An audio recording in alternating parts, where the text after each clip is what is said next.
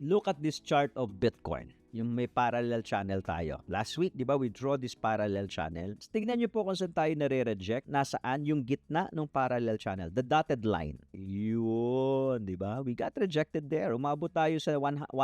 Ngayon, we're pulling back. So, sa Bitcoin naman, once we touch the lower part of the channel, which is around 96, 95, pag pumama na yan dito, expect po ninyo na may magpipick up dyan. There is a possibility, ay, bumaba, umakyat. So, pag tumama na naman yan dyan, talbog na naman. Let's see kung tatama, kaya niya nang biyakin to. We will see kung kaya niya pong biyakin. Ngayon, possible ba na bumaba yan? Basagin niya to? Eto po, possible din. Possible ba na basagin yan? Posible din. Pag binasag po yan, sasaluhin ka ng 91. Hindi ibig sabihin na pag binasag na po ito, bear market na ha. Pag binasag po yan, most likely that will be another loyalty check ang tawag natin dyan ha, or shakeout na tinatawag para makita natin gaano ba katibay yung mga holders ngayon. Meron pa bang mga nandito lang for quick trades? Paalisin muna natin, wasiwasin muna natin, pwede pa nilang itagusto bago i-retest ulit ito, itong trend line. Okay, pag nabasag yan, i-retest ulit yung trend line. Then we'll see kung babalik tayo.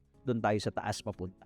So for now, we trade this one candle at a time. So ito po, a possible support. Ito possible support din. So how are you going to trade this? Pupunta lang po kayo sa lower time frame ng ating pie tips. Hahanap kayo ng mga possible areas of confluences. Ibig sabihin, ito po, asan yung areas of confluences? Ito ba, pwede ka bang pumasok dyan sa yellow? Medyo malayo dito. So wala kang confluence dyan. Alright, saan mas maganda-gandang pumasok na may confluence? Ito po. Nakita nyo to? Itong area na to, kung saan siya dati tumalbog. Or ito, itong area po na to. Tignan natin sa H4. Baka may confluence tayo sa H4. Tipay natin. Wala. Ito ang pinakamalapit po na confluence. No? Look at this. This is around 95 area. Just in the case, tatagusin po ito. Sinyan, 95. Bubuntutan yan. Puhugutin ulit. Pabalik dito.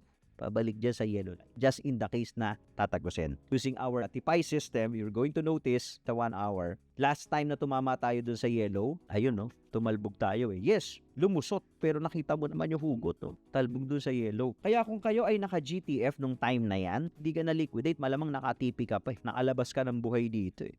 Yan yung mga bounce plays natin. Pero ako, for me most likely pag tinamaan natin to, second time, might be push pababa. So, second entry, another possible entry just in case, no? Just in case, hindi naman umabot yan dyan, malakas na talaga yung bulls, mag-aantay ka ng buy signal.